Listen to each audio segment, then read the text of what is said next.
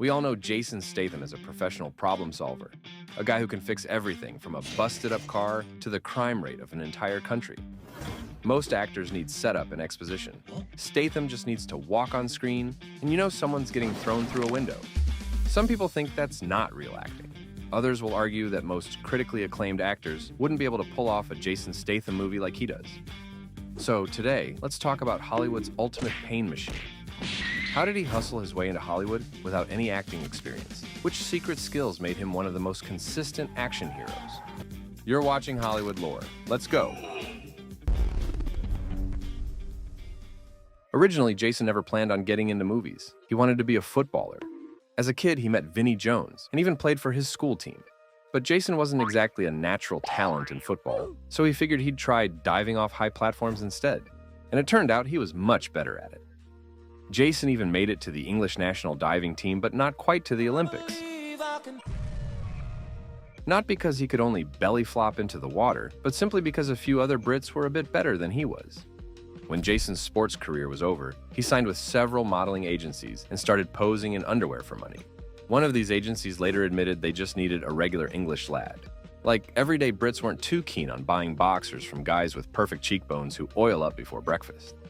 Jason, on the other hand, looked like someone you'd actually meet at the pub. That was enough to convince people that underwear wasn't some suspicious luxury item, but something totally fine to buy. Time spares no one, unfortunately. The years went by, and Jason eventually moved from fashion to street markets, where he'd show off trendy Chinese clothes and demonstrate how quickly you could lose all your money in street gambling. That whole chapter of his life lasted over a decade. So actually, Statham didn't make it into movies until he was already 31. Pretty late, that is. Jason didn't exactly chase his way into Hollywood. The owner of the company which the actor advertised became the main producer of Guy Ritchie's debut small-time crime film, Lock, Stock, and Two Smoking Barrels, and suggested Statham for one of the roles there. Jason was so good at separating Londoners from their cash that Ritchie got immediately impressed and invited him to audition. This is one of those movies that's way more loved in Europe than in the US. Over there, only guys like Brad Pitt or Tom Cruise seem to appreciate it. Over here, pretty much everyone does. The European audience has a soft spot for Guy Ritchie, a love he's actively working on losing these days. Jason got some of this love too. He possesses that just some dude from the neighborhood vibe. Like a normal, decent guy, but also the one whose fists always itch for action. Lock, Stock, and Two Smoking Barrels was the first film for both Guy Ritchie and Jason Statham. They're still tight today, which is why Jason drops everything whenever Ritchie calls him for a role. The movie was made on a budget of about $1.5 million, a little over £1 million. Some of that money came from Sting, who also landed a small but fitting role in the film. This investment was pretty fortunate. At the box office, $1.5 million turned into $28 million. Was it a breakthrough moment for Jason? Well, yeah, in some way. That depends on what you call a breakthrough. For Guy Ritchie, it undeniably was. And for the next film, Snatch, he brought his cast back, adding Brad Pitt. Thanks to him in the US, Snatch gained some following, but again in Europe, it's still way more popular. The box office proves it. Costing $10 million, the movie pulled in $80 million. Since then, Jason started getting more offers popping up in other projects as a supporting character. Some of those included Turn It Up, Ghosts of Mars, and The Mean Machine. In the latter, Jason starred alongside his buddy, Vinnie Jones. The Mean Machine was the only movie out of these three that avoided flopping, but it's really hard to call it a big success either. The movie collected $8 million, costing $2.5 million. The real turning point for Jason was The One. Even though it bombed, the actor was noticed, not only by audiences, but by some French producers as well. In 2001, Luc Besson's studio was making a new film, and for it, a low-cost guy was needed. Just someone who was able to land a decent punch. The script wasn't ready at that point, but the main idea remained. It was supposed to be a movie about a silent, highly skilled driver working for bad people. Not some thug, though, but a lad with a strong sense of honor and principles. So by the time the script was finished, it was tailored specifically for Jason Statham, and of course, he didn't think twice before agreeing. Even though Jason knew some moves and could kick above the waist, his kung fu skills didn't impress the studio much, so the actor was sent off for training. He spent almost 4 months learning various martial arts under professional instructors, until they finally approved his physical shape. Great job. On top of that, Jason insisted on doing most of the driving himself during the car chase scenes. And since he wasn't exactly a Hollywood A-lister yet, no one worried about losing him too much, so they actually let him do it. only using a stunt double for the most dangerous sequences. And Jason kept that approach throughout the entire franchise. A fun thing, Jason's character in The Transporter was originally written as gay. Luc Besson himself worked on the script and thought that twist made the character stand out. Kind of like Léon, another signature Besson creation, who was pretty naive and simple-minded. But later the idea was scrapped. Most likely someone got scared that the film's target audience would freak out. So Jason was given a stoic heterosexuality and paired with actress Shu Qi, whose job on screen was to seduce the ever-professional delivery guy. The audience understood. Statham's character would have never made a move because he's a true pro. But if the lady insists, what can you do? Doesn't mean he lacked willpower. It just wasn't that kind of situation. At first, The Transporter didn't exactly launch Statham into the stratosphere. It pulled in $42 million at the box office on a budget of $25. That was decent, but not enough to get a sequel greenlit, so the studio lost interest. And then the DVD sales hit. Just in the US, the home release made twice as much as the theatrical run, and that was enough. Suddenly, the studio couldn't imagine a world without a sequel. Jason still wasn't getting lead roles left and right, but at least he was offered some solid second-tier roles in bigger projects like Cellular, The Italian Job, and Collateral by Michael Mann. Jason's part in Collateral was tiny. According to rumors, Mann liked The Transporter so much, he wanted to slip in a little callback. Around that time, Guy Ritchie showed up again and invited Jason into his next film, Revolver. And yeah, you probably guessed it. Another movie that turned out to be way more popular in the old world than in the US. To be fair, the US version of Revolver was pretty different, a heavily edited cut that's now almost impossible to find. So maybe the reason for such an attitude was the quality of the cut, or maybe something else. Who knows? Either way, Revolver made just $7 million, costing $25. Chaos in London also flopped, even though Statham tried showing off a different side. Less fists, more acting. But the actor didn't have time to panic because in 2005, The Transporter 2 hit theaters. It was a financial success and held up creatively too. Jason even says the sequel is his favorite in the franchise, with the original coming in second. Despite the fact that at first both he and the director had asked to make the sequel rated R, the studio insisted on keeping it teen-friendly. That might have been the right call after all. Transporter 2 pulled in $89 million, with a budget of $32. Not record-breaking, but solid. And DVD sales probably locked in the third part without hesitation. The sequel's success was definitely a win, but let's be real. Jason had collected more than a few flops, which probably explains why the actor agreed to star in Uwe Boll's In the Name of the King. That, and the tiny fact that Jason was offered a career-high paycheck of $5 million. Hard to say whether Jason knew exactly what kind of director he was signing up with, but one thing for sure, with Boll, you could kiss both quality and box office returns goodbye. The man was basically a wizard at burning German taxpayers' money, and none of his movies had ever turned a profit. In the Name of the King didn't just flop as usual. It shattered records. The film made $13 million off a beefy $60 million budget, becoming the biggest disaster in the careers of both Boll and Statham. To be fair, it could have been even worse for Jason. The film racked up Razzie nominations like crazy, but somehow the actor avoided every single one. That's another of Statham's hidden talents, looking decent even in crappy movies, or at least better than everyone else. To this day, the actor has never been nominated for a Razzie, not yet at least. Though he also hasn't been nominated for anything respectable either, which might just be the price he pays for staying cool in bad films. Jason bounced back from that disaster with Crank in 2006. It didn't exactly break box office records either, but with a budget of a couple packs of chips, turning a profit was a lot more realistic. In fact, the budget of $12 million didn't even allow filmmakers to afford extras. So all the people standing around peeping Jason get freaky with Amy Smart in the middle of the street are just regular civilians. Jason later admitted he initially didn't want the role. He didn't think of himself as funny. But the directors convinced him that he didn't need to be funny. All he had to do was be himself. That, of course, was something Jason could pull off better than anyone. Crank ended up making $43 million, costing $12, and it immediately got a sequel. In a couple of years, the second part flopped in theaters. It cost more and collected less. The film did manage to earn a following among very specific kinds of chaos lovers, though, thanks to the interesting concept where Jason has to keep himself alive by acting like a raccoon under Red Bull. In 2007, Jason also took a hit with a small movie called War. It bombed, but since it was a low-budget project, no one really cared, especially considering the actor bounced right back with The Bank Job, which did well financially. Around this time, Statham was offered two potentially iconic roles, Hitman and Bronson. but turned both down. He also could have shown up in Guy Ritchie's next film, Rock'n'Rolla, as a lead, and probably would have if he hadn't already committed to Death Race. By the way, leave a like if the Rock'n'Rolla sequel is still rotting on your waiting list. Let's suffer together like true fans. Death Race was Jason's biggest movie since his disastrous adventure with Uwe Boll. The project had been kicking around since the early 2000s and was originally planned as a direct sequel to the 1975 film. The early script featured a globe-spanning race with flying, floating, and invisible Transformer cars. The movie was supposed to be huge, and as usual, with Tom Cruise as a lead. In fact, 3 separate scripts for him were written, but he rejected all of them elegantly, riding off into the sunset while his production company held onto remake rights. After that, the project switched hands from Paramount to Universal, who slashed the movie's scale. By the time Jason joined the cast, all the scenes where the main character punches people through walls had been scrapped. The filmmakers were afraid the movie would end up looking too much like The Transporter, the fear that ironically probably hurt the final product more than helped it.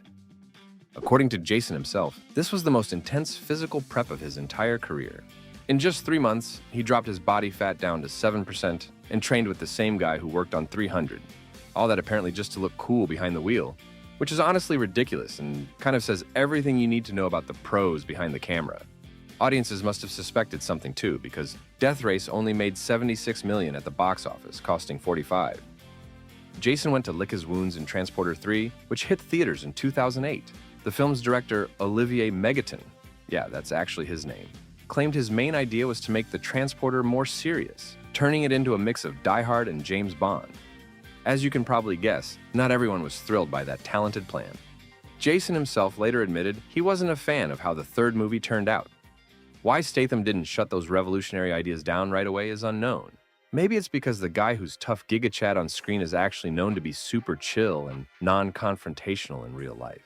Jason never had any drama with directors, producers, or beating random folks on set, which probably explains his surprising longevity in the business. He's a nice person and everyone seems to like him. Transporter 3 didn't flop, by the way. It pulled in $109 million on a budget of $30. But this was the late 2000s, and DVD sales were starting to tank. That's probably why the fourth movie never happened, or at least one of the reasons. Jason wasn't too happy with how the third part turned out, so instead of the $7 million he got last time, he asked for $11. Not a crazy demand, considering how much money the franchise made from home media, but the studio said no and decided to reboot the whole thing instead. Jason closed out the 2000s with a flop, the thriller 13, but 2010 became a turning point for Statham. Sure, some would say it's because that's when he met Rosie Huntington-Whiteley and everything in his life changed. Fair enough, but we're talking about a different kind of turning point. Rosie, by the way, was filming Transformers 3 when she and Jason started hanging out in, well, let's call it close proximity. There's an opinion that Rosie and Shia didn't have much chemistry on screen, especially compared to his dynamic with Megan Fox. And that's pretty understandable. They say Jason kept showing up on set and staring at Shia like he was trying to solve a puzzle. We're not chemists, but that kind of attention probably didn't help build any chemistry between Rosie and LaBeouf. Romance is nice and all, but the real game changer for Jason that year was The Expendables. Initially, the plan was to shoot it for $60 million, but surprise, the big names involved weren't thrilled about being filmed for food, so the studio had to shell out actual cash. That bumped the budget up to $80 million. Although you'd never guess it from the movie itself, since most of it clearly went to salaries. For Statham, it became the priciest movie of his career at the time. He was personally invited onto the project by Sylvester Stallone, who loved him in a Death Race. The cast could have been even more stacked with 90s icons if the stars had aligned. Wesley Snipes was unavailable because he was too busy going to jail. The Belgian ballet master bailed, claiming his role wasn't big enough. Same with Jackie Chan. Steven Seagal could have shown up in the movie too, but didn't. And no, not because there wouldn't have been enough room in the frame for anyone else if he was there. The problem was producer Avi Lerner. Seagal had clashed with him back in the early 2000s and decided he didn't want to work with such a terrible person. Whether all those guys regretted their decisions after the film made $274 million, who knows? But Jason, who signed on for an undisclosed sum without hesitation, definitely didn't. That box office success gave his career a much-needed boost. And let's be honest, without The Expendables, it would have been flop after flop. The Mechanic, which came out around the same time, underperformed, but thanks to some friendly distributors overseas, it still got a sequel 6 years later. That's the beauty of the Millennium Films model. They operate like Lionsgate, selling international rights early so the risk is spread around. For a masterclass in how this wild formula actually works, check out the Gerard Butler video. Yes, the dude implemented it like a pro. Besides the mechanic, Jason also struck out with Killer Elite in 2011. That one came with its own set of PR nightmares, especially the statement, "That's a true story." That same motto was in the book the movie was based on, but apparently the only true part was that water's wet there and guns go bang. British Special Forces, families of the deceased, pretty much everyone who had any connection to the supposed real events were pissed. Critics weren't too kind either, though Roger Ebert actually gave the film 3 out of 4 stars, calling it a solid directorial debut. The box office didn't agree. It pulled in $57 million on a budget of $70. Jason tried to mix things up in his career a bit, only to end up with flops like Hummingbird. It tanked even harder than Safe, where the actor at least stuck to a more familiar vibe. Things looked up a bit in 2012 when The Expendables 2 crushed it at the box office. But the success didn't last. Right after that came Parker. The start was very promising. Parker could become a whole franchise based on the novels by Donald Westlake. The author had always refused to sell the rights to the character Parker. He only allowed adaptations with the renamed lead. That's why Mel Gibson's Payback is technically a Parker story, except they had to call him Porter. It was like that until Westlake passed away in 2008. His relatives didn't share the same high standards and sold the rights off. That's how we got the Parker movie with Statham. Some stunts in the movie were actually done by Jason, including stepping out of a moving car, though it took him a couple of tries. There's an opinion that Jennifer Lopez was added to lure some new audiences to the film. The filmmakers, of course, claimed they cast her purely for her immense talent. Everything should have gone smoothly, but the movie only made $47 million, costing $35. That ugly flop is often blamed on the studio pushing the release date from October to late January 2013. Late January is usually worse for box office numbers, but the studio figured Taken 2 would steamroll Parker, so they moved the date to avoid direct competition. As you can guess, that acrobatics didn't work. The movie sank and all plans for sequels, prequels, or spin-offs vanished. Homefront didn't do much better either, though it wasn't a complete disaster. The project was originally developed as a Rambo movie with Sylvester Stallone, but the film sat on a shelf for so long, Sly aged out of it. Eventually, they opened up casting, and at one point, even Keanu Reeves showed up. Back then, Keanu's career was on a nosedive, but the guy could still swing a punch. Statham apparently made it better and landed the role instead of Reeves. Homefront barely made a profit, pulling in $48 million on a production budget of $22 million. 2013 wasn't great for Jason, but 2014 landed a powerful nutshot. The Expendables 3 didn't live up to expectations, and that franchise was keeping the actor's career afloat at the time. As a result, the series got shelved for the next 10 years. Then came the real pain. Wildcard didn't even get a proper theatrical release in the US or most other countries and went straight to home video. Had things kept going that way, Statham could have easily gotten stuck in straight-to-DVD area. But he got lucky. First, he was officially welcomed into the family, which made over $1.5 billion that year. And second, Spy came out, where Jason played a parody of himself. Director Paul Feig, who started out as a stuntman and was a massive Statham fan, asked the screenwriters to create a character just like Jason. Then, he went straight to the source and offered him the role. And just like that, Jason landed another hit. Spy made $236 million, costing $65. There were talks of a sequel for years, but something was always off. The script, the cast, or someone making calibrations. So in the end, it never happened. After Spy, Jason appeared in Mechanic, Resurrection, and Fast and Furious 8, scoring around $12 million in combined paychecks. Furious 8 once again collected all the money in the world, and at that point, Statham had become a full-time member of the family. Mechanic 2 pulled in $126 million on a budget of $40, and technically wasn't a flop either. But most of that came from China, where the film had been pre-sold to distributors, so whether the studio actually turned a profit or not is unknown. Maybe it was fate, maybe joining Vin Diesel's family sprinkled Jason with leprechaun dust. But after Fast and Furious, everything turned around. Instead of flops, Statham suddenly found himself riding a streak of box office wins, including films you wouldn't expect to work, like The Meg in 2018. That movie actually has a wild backstory. Back in the mid-90s, Disney picked up the project with a lot of enthusiasm, but after similar shark flicks like Deep Rising and Deep Blue Sea tanked, the enthusiasm was suddenly lost. Disney started thinking about how to cut costs, then just gave up entirely and sold the project to Warner Brothers, having come up with exactly zero better ideas. Then Jan de Bont, the guy behind Speed, stepped in to help. And by help, we mean he took an already solid $75 million budget and blew it up to $200. Warner Studio rolled their eyes, booted de Bont off the project, and shelved the whole thing. And that's where it sat for years, until Warner struck a co-financing deal with a Chinese studio. In the end, they shot the film for $130 million and pulled in $530. For Hobbs & Shaw, Jason got a $13 million paycheck. As far as we know, that's still the biggest salary in his career, and he pulled it off at 52. Statham and The Rock didn't quite hit the billion mark with Hobbs & Shaw, but making $761 million on a budget of $200 is still pretty damn solid. After back-to-back wins, Statham decided to chill for a bit. Maybe he would have stayed on break even longer if it weren't for Guy Ritchie calling him back on set. And when your mate calls, you show up. That's the rule. The result was Wrath of Man, which managed to earn back its $40 million budget with 104 at the box office. Not exactly mind-blowing, but definitely enough to buy a couple of sports cars. But then the long lucky streak was suddenly over. First came the flop of Operation Fortune, Statham Ritchie's next project, which suffered from delays. Then Fast X underperformed and the studio slashed the budget for the next part. And then Expendables 4 was released, which turned out to be one of the biggest box office bombs of 2023. The movie made just $38 million, costing $100. But there's a catch. It was another Millennium production, meaning once again the international distribution rights were sold to kind people, and it was them who lost money. And since there's plenty of kind people on Earth, nobody's bearing Expendables 5 just yet.